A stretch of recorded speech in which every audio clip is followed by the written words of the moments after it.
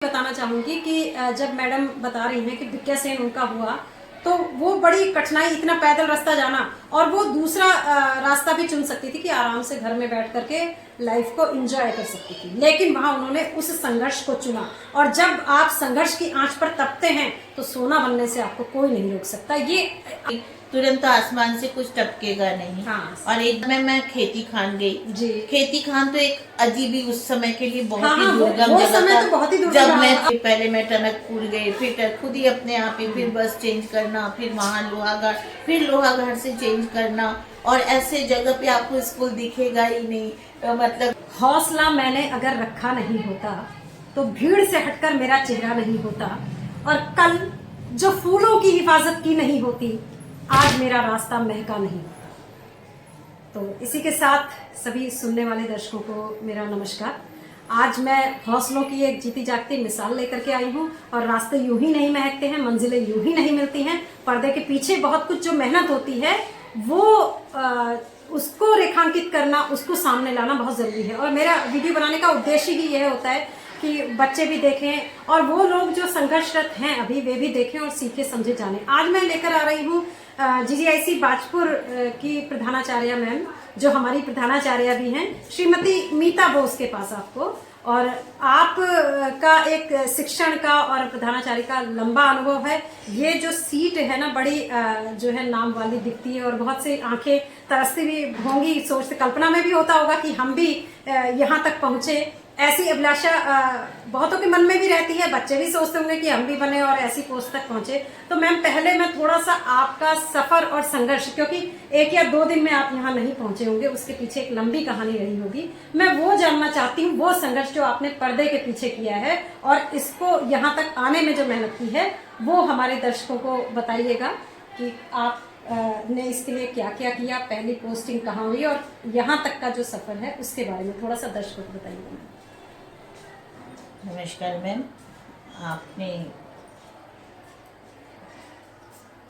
संघर्ष को यदि देखा जाए इस पोस्ट तक पहुंचने के लिए जी, तो हकीकत बताओ मेरी अपनी एजुकेशन लाइफ तो स्मूथ चली है जी, इसमें कोई दुराहा नहीं है। जी, जी, बहुत आराम से मेरी एजुकेशन लाइफ चली है, फैमिली हाँ। लाइफ भी सब कुछ नॉर्मली रहा, मतलब उसमें कोई हाँ, अड़चन कोई नहीं है। अड़चन नहीं है। जो फैक्ट है, जो हाँ, झूठ क्यों कहूँ, हाँ, हाँ, जो फैक्ट है उसमें कोई अड़चन नहीं आई। परिवार का सहयोग, आज यहाँ मतलब पढ़ाई लिखाई एजुकेशन में उन्होंने कभी रोक टोक नहीं की जी, क्योंकि मैं भी 90 की मेरी अपॉइंटमेंट है। तो अच्छा। थोड़े बहुत उस समय भी ऐसी बातें होती थी कि ज्यादा पढ़ाने की, मैं बीएचयू कैंपस की पढ़ी हुई हूँ, जी, तो थोड़ा अच्छा, सा तो ये होता था कि लड़की समस्या का इस मामले में सामना नहीं करना पड़ा। लेकिन नौकरी को मैंने करते समय मुझे यहाँ परेशानियां आई। पहली बात तो मेरे घर वाले ही तैयार नहीं थे कि मैं कहाँ बनारस की लड़की और कहाँ सितारगंज जैसे जगह जिसको हम कोई जानते ही नहीं थे, सितारगंज कोई जगह है। हाँ, हाँ। हमें तो ये पहले पता, हमने ये सोचा था कि शायद नैनीताल का कोई एक मोहल्ला होगा जो सितारगंज के नाम से, क्योंकि डिस्ट्रिक्ट नैनीताल था। तो हमें यही आइडिया, मतलब थोड़ा हमने यही सोचा। फिर जब छानबीन किया तो पता चला कि नहीं ये जगह है कोई। खैर चलो ज्वाइन किया।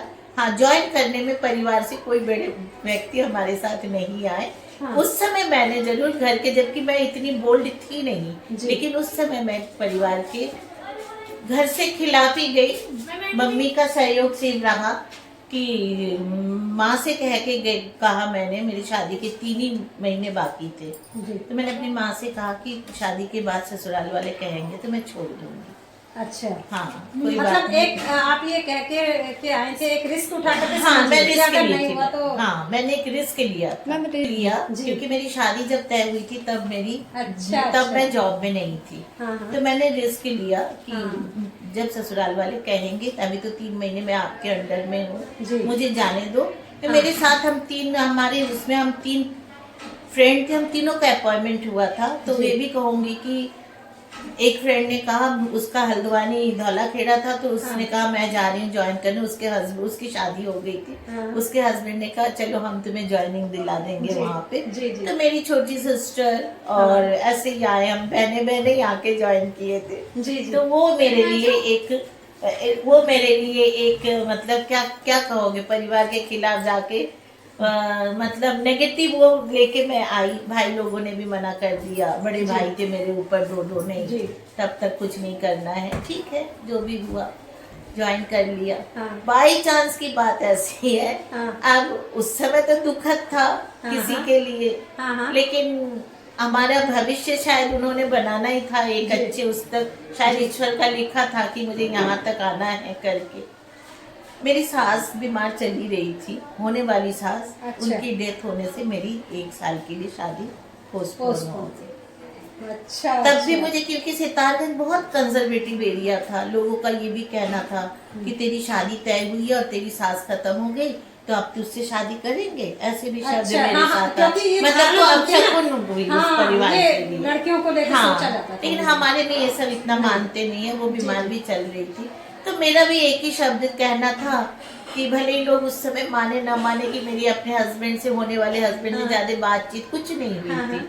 मैंने जो तुम लोग करते हो करो, मैंने ऐसे ही कह दिया था। अच्छा। अच्छा। तो मैंने कहा करेंगे करेंगे, नहीं करेंगे कोई बात नहीं, मैंने नौकरी कर रही हूँ, तब मन में ये वाली भावना भी आ गई मतलब थी। मैं ये देखे कि आप मानसिक रूप से दृढ़ हो चुकी हाँ, थी मैं इसलिए। दृढ़ हो गई थी, जबकि मैं हाँ। थी नहीं मैडम। जी जी जी। मैं बहुत ही मतलब, मेरे फ्रेंड्स भी कहते तेरे में इतना बदलाव कैसे आया। हाँ। मैं बहुत ही मतलब, मेरा आना जाना, रिक्शा कुछ नहीं करूंगी, ऑटो नहीं करूंगी, मतलब साइकिल चलाना नहीं था, इस तरह से मेरी परवरिश हुई थी। हाँ, जी। तो उस ये खिलाफ जाना मतलब एक बहुत बड़ी बात थी हमारे हाँ, लिए। जी। खैर जो भी हो, सितारगंज में मैं लेक्चरर के पोस्ट में आई। जी। क्वालिफिकेशन भी मेरे पास मास्टर ना में बीएड हूँ, मैं कुछ हूँ, सही हाँ। बताओ, मेरिट बेस में हम लोगों की जॉब लगी Merit थी। base पे, हाँ, जी, जी। तो जो भी है वो करके हमने किया। 14 साल में सितारगंज रही।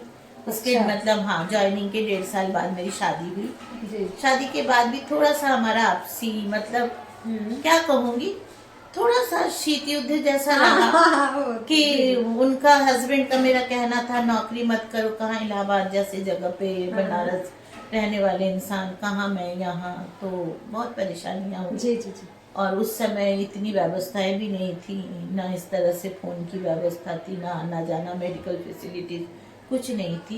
लेकिन इस मामले में मेरे ससुराल से मेरे नंद का बहुत बड़ा सहयोग रहा। अच्छा अच्छा। जो आज हाँ, हाँ, इस हाँ। दुनिया में नहीं है, जी। अच्छा। उनका बहुत सहयोग रहा, ये बात तो मैं कहूँगी। जी जी जी जी। आप हाँ थोड़ा जज्बाती हो गए हो। देखिए ये होता है कि अगर थोड़ा सा भी सहारा मिल जाए तो जो हमारी बेटियां हैं, बच्चियां हैं ना, जो उनके अंदर झिझक रहती है, संकोच होता है, लेकिन उन्हें अगर थोड़ा सा पुश करने वाला कोई मिल जाए ना, उन्होंने यही कहा हस्बैंड से मेरे कि तुम्हारी प्राइवेट जॉब है, उसकी गवर्नमेंट जॉब है, वो नौकरी छोड़ेगी नहीं। अच्छा। पढ़ी लिखी वो लड़की आपके है। पक्ष से बोले? हाँ, मेरे पक्ष से बोले। जी। और मेरे मायके का कहना था कि देख, जब तुम्हारी शादी तय हुई थी तब तुम जॉब में नहीं थे, जी।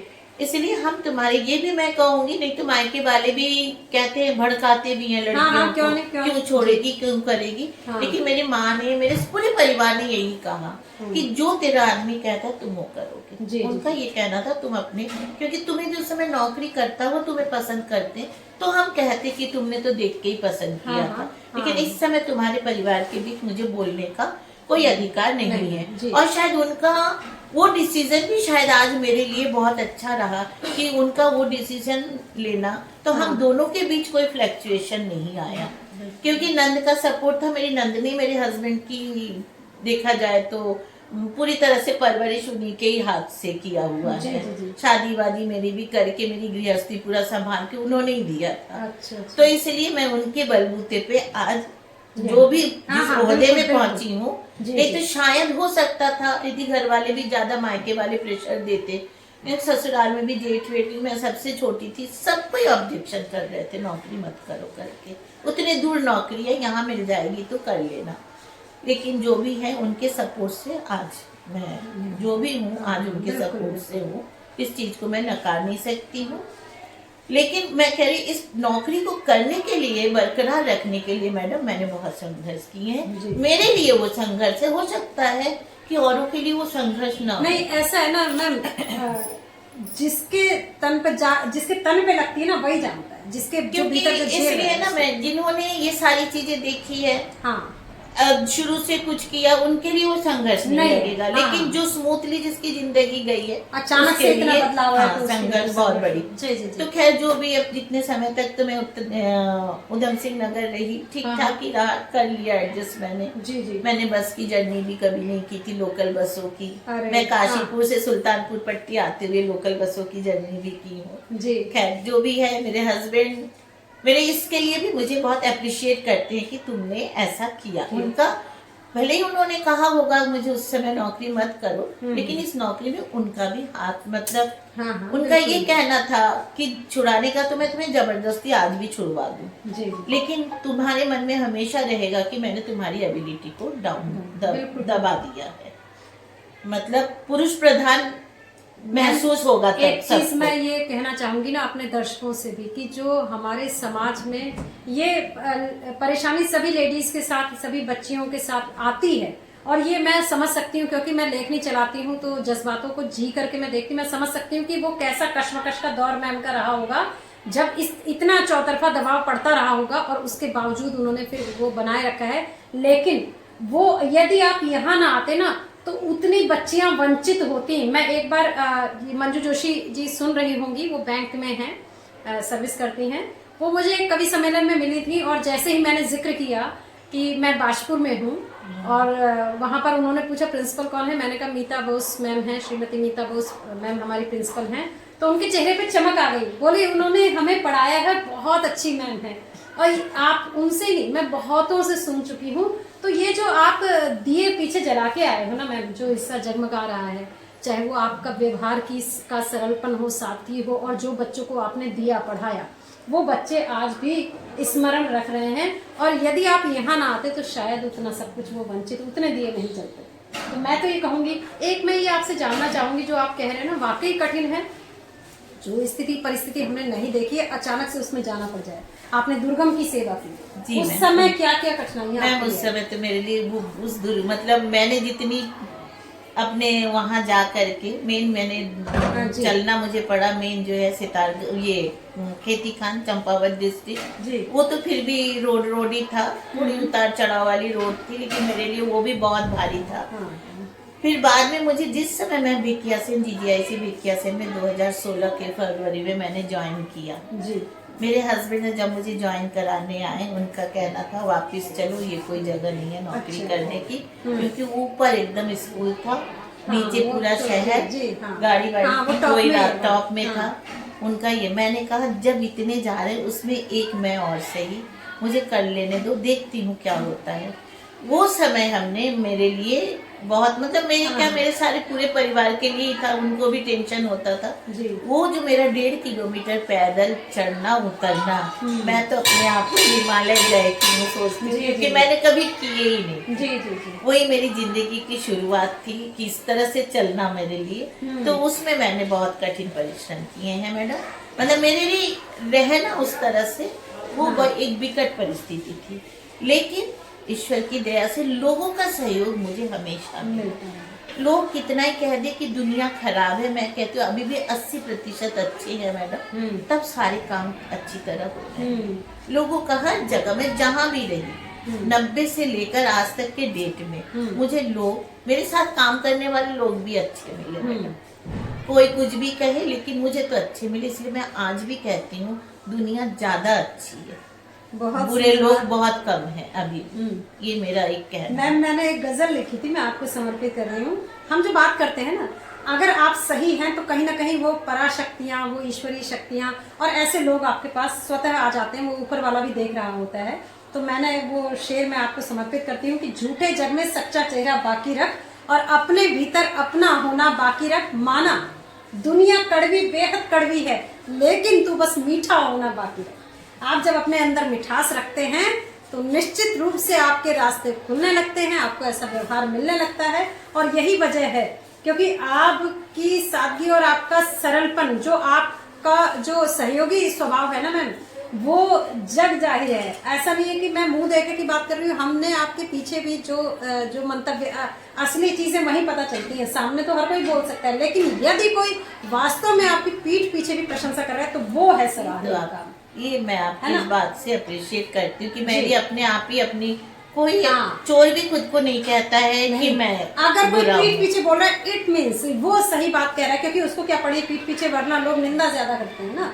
और आपने, मैं दर्शकों को यहाँ भी बताना चाहूंगी कि जब मैडम बता रही हैं कि विज्ञा सेन उनका हुआ, तो वो बड़ी कठिनाई, इतना पैदल रास्ता जाना, और वो दूसरा रास्ता भी चुन सकती थी कि आराम से घर में बैठ करके लाइफ को एंजॉय कर सकती थी, लेकिन वहां उन्होंने उस संघर्ष को चुना। और जब आप संघर्ष की आंच पर तपते हैं तो सोना बनने से आपको कोई नहीं रोक सकता। ये अगर आप कुछ पाना चाहते हैं ना, तो कहीं ना कहीं त्याग और तप तो आपको करना पड़ेगा। और ये मैम असेंबली में अक्सर हमारे बच्चों को बोलती भी हैं कि जिंदगी में चीजें यूं ही नहीं हासिल होती हैं, उसके लिए आपको लगना पड़ता है, करना पड़ता है, तब वाहवाही और तब लग्जूरियस लाइफ और तब ये चीजें हासिल होती हैं। उसकी चीजें है ना, ठीक जी। ही बात है, जी, तभी जी, मिलती है। कोई तुरंत तो आसमान से कुछ टपकेगा नहीं। हाँ, और एक बड़ी संतुलन चीज बना के थी, चलना हाँ, है ना? प्रैक्टिकल वगैरह में कितने दूर दूर लेने गई, मेरे हस्बैंड कभी मेरे साथ नहीं गए, हमेशा मैं अकेली गई, अकेले क्योंकि उनको भी उनकी अपनी प्राइवेट और जॉब वैसे थी, मैम सेल्स लाइन में थे। कहाँ गए? कहाँ, मैं तो मैम शुरुआत में मैं खेती खान गई। जी।